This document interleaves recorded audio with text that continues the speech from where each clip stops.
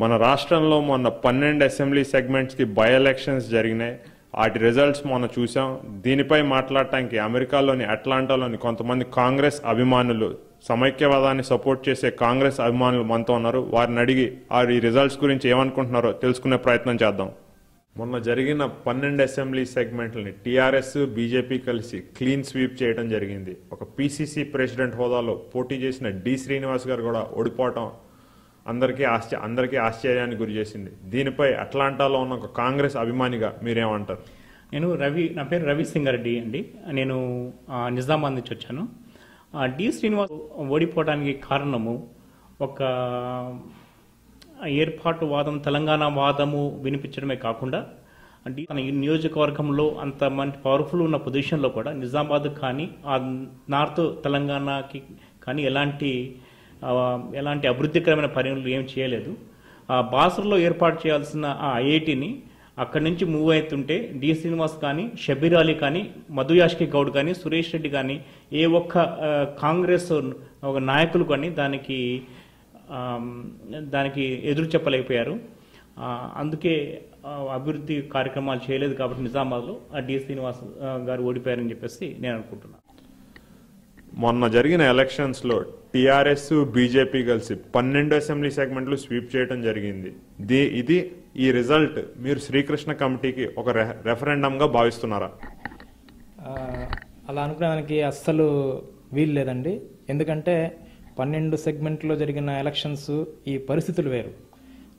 పోయిన సంవత్సరం కిందట జరిగిన అసెంబ్లీ ఎలక్షన్స్ తీసుకుంటే 119లో 50 చిలుగు పోటీ చేసి 10 గెలిచారు టీఆర్ఎస్ వాళ్ళు, సపరేట్ వేర్పాటువాదం తెలంగాణ కావాలని. ఈరోజు ఎందుకు ఎలక్షన్స్ జరిగాయి? అందరూ వాళ్ళు రిజైన్ చేశారు. వాళ్ళతో పాటు రిజైన్ చేస్తామన్న కాంగ్రెస్ వాళ్ళు, టీడీపీ వాళ్ళు చేయలేదు. సో ప్రజలు ఒక మాట మీద నిలబడినటువంటి నాయకులకి బుద్ధి చెప్పారని నేను అనుకుంటున్నాను. ఇది సెంటిమెంట్కి సంబంధం లేదండి. సెంటిమెంట్ ఉంది, కానీ దీన్ని ఒక రెఫరెండంగా శ్రీకృష్ణ కమిటీ దీన్ని చూసి నిర్ణయం తీసుకోవాలని అనుకోవడం మాత్రం అది సమంజసం కాదు, అది మూర్ఖత్వం. మొన్న జరిగిన 12 అసెంబ్లీ సెగ్మెంట్లో ఓటమిపై కాంగ్రెస్కి రాజశేఖర్ రెడ్డి గారి లాంటి ఒక సమైక్యంగా నడిపే ఒక నాయకుడు లేకపోవటం అని కొంతమంది అంటున్నారు. ఇప్పుడు రాజశేఖర్ రెడ్డి గారి లేని లోటుని వైఎస్ జగన్ గారు నింపగలరని మీరు భావిస్తున్నారా?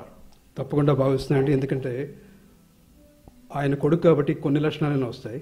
ఈ కొంత ఎక్స్పీరియన్స్ తోటి మిగతావి, అది కాకుండా జనాకర్షణ ప్రస్తుతం కరెంట్ పాలిటిక్స్లో, కరెంట్ సిచ్యువేషన్లో ఏపీలో స్ట్రాంగెస్ట్ ఒక లీడర్కి ఎవరికి ఉందంటే చిన్న వయసులో అంత ఆకర్షణ వేరెవరికి లేదు.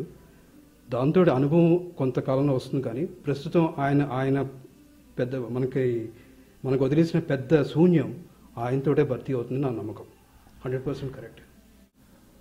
తెలంగాణ కోసం అమాయకులైన స్టూడెంట్స్ ఆత్మహత్యలు చేసుకుంటున్నారు. Latest example Ishant Reddy.